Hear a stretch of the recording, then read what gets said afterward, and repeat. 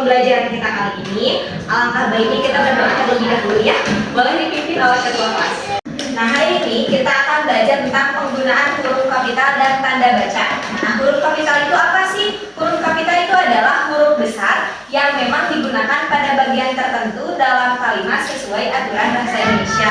Contohnya di awal kalimat. Misalnya, saya mau pergi ke pasar. Berarti saya yang di depan, huruf S-nya itu harus tulisan besar.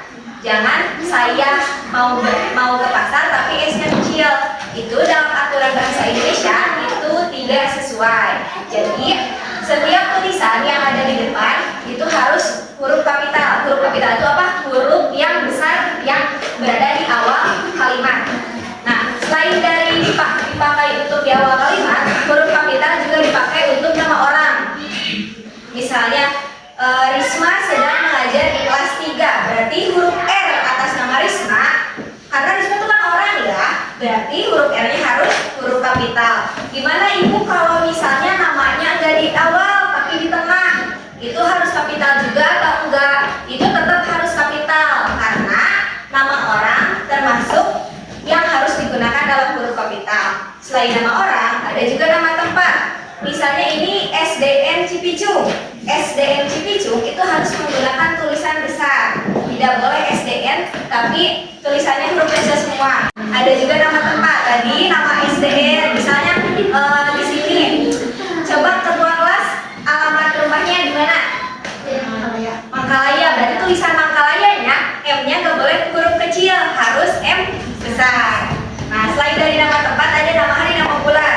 Misalnya, Risma hari Rabu pergi ke pasar. Berarti huruf Rismanya karena nama orang itu harus besar. Terus hari Rabunya, R di hari Rabu itu juga harus besar.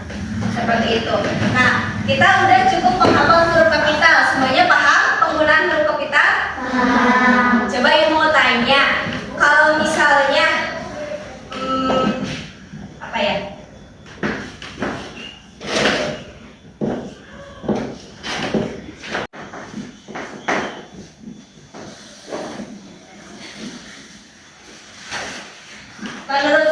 Menurut anak-anak ini udah benar atau salah penulisannya? Siapa yang nggak benar angkat tangan. Kenapa benar? Kenapa tulisan di sini benar sesuai dengan penggunaan huruf kapital? Karena tadi siapa yang jawab salah? Jadi yang tadi acung tangan yang benar itu cuma sedikit, jadi kebanyakan salah. Dan jawabannya emang salah. Kenapa salah? Karena di sini ada penggunaan hari. Di sini kan dijelaskan ya bahwa huruf kapital itu digunakan untuk awal kalimat, nama orang, nama tempat, nama hari dan bulan. Di sini kan nama hari Jumat. Jumat huruf pertamanya huruf J. Kalau semisal huruf kapital itu tidak ada titik di atas. Kalau di atas huruf J itu ada titik, berarti itu huruf kecil. Jadi penggunaan Jumat di sini salah. Kayak gitu. Paham? Paham. Ada yang perlu ngasih contoh? Apa aja? Tanda seru, terus tanya, ya, terus titik, betul? Koma. Apalagi? Bisa kita belajar 4 ini dulu ya. Apa? Strip boleh. Nah, kita belajar 4 tadi dulu ya. Titik, koma, tanda tanya, sama tanda seru. Kalau misalnya titik biasanya digunain pas apa sih? Di akhir kalimat. Jadi tulisan di sini salah karena tidak ada titik. Jadi penggunaan tanda baca di sini tidak jelas, ya. Nah, misal kalau koma untuk apa?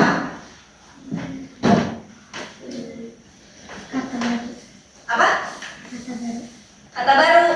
Nah, misal kayak gini. Namanya siapa? Mikaela.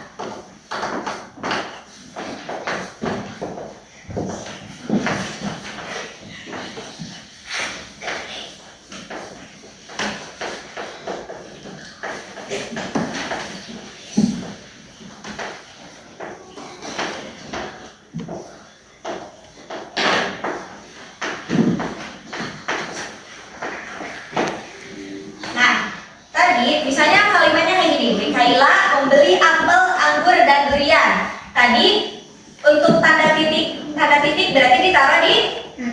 di akhir, berarti setelah durian. Tanda titik dipakai di sini. Kalau koma dipakai di mana?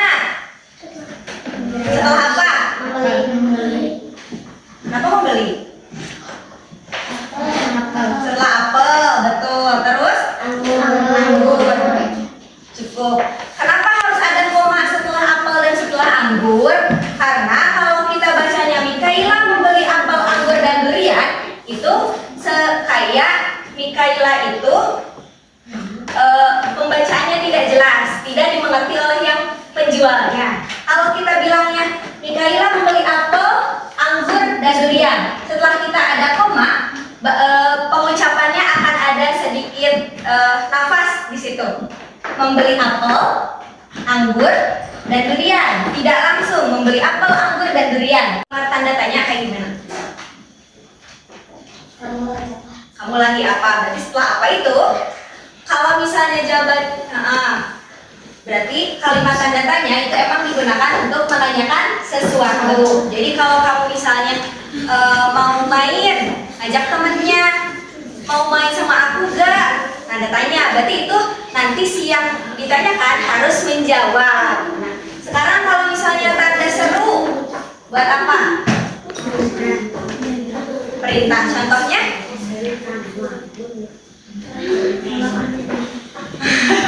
Oh, gitu. Boleh. Nah, setelah kita tadi membahas huruf kapital dan tanda baca, kali ini Ibu akan bagi kalian jadi kelompok. Untuk kelompoknya, kelompok 1, kelompok 2, kelompok 3, dan kelompok 4. Nanti dari masing-masing kalian silahkan tentukan siapa ketuanya. Boleh? Atau mau sama Ibu dibagi ketuanya? Sama Ibu aja? Ya. Boleh, nanti kelompok 1 dia ketuanya. Siap? Kelompok 2 sama kamu aja. Kelompok 3 sama kamu. Kelompok 3 sama kamu. 4 sama kamu. Siap? Ya. Kalian akan terima 2 lembar. Yang satu lembar soal kayak gini, yang satu lagi kayak gini. Oke? Nah, karena di sini nama lengkapnya nggak akan cukup kalau kalian tanyakan, kalian tulis di belakangnya nama lengkap, misalnya siapa nomor 1, nomor 2, nomor 3 sampai seluruh kelompoknya tertulis namanya di sini. Ya, terus tulis juga di atasnya, misal kelompok 1 isinya siapa aja. Nanti di lembar selanjutnya juga masing-masing kelompok isi itu ya, sama isi ininya juga. Karena ini tugasnya kelompok, kalian harus berpikir bareng-bareng, kerjainnya bareng-bareng. Jangan ngandelin satu orang aja. Jangan ngandelin ketuanya aja. Siap? Siap. Ibu kasih waktu 5 menit cukup? Ini gampang kok. Ya, nanti Ibu bantu kalau ada yang susah, nanti kalian acungkan tangan, nanti Ibu samperin kalian. Oke? Ibu bagiin ya. Kalau mau dibangun boleh, atau misalnya mau di mana asal kalian nyaman boleh ya.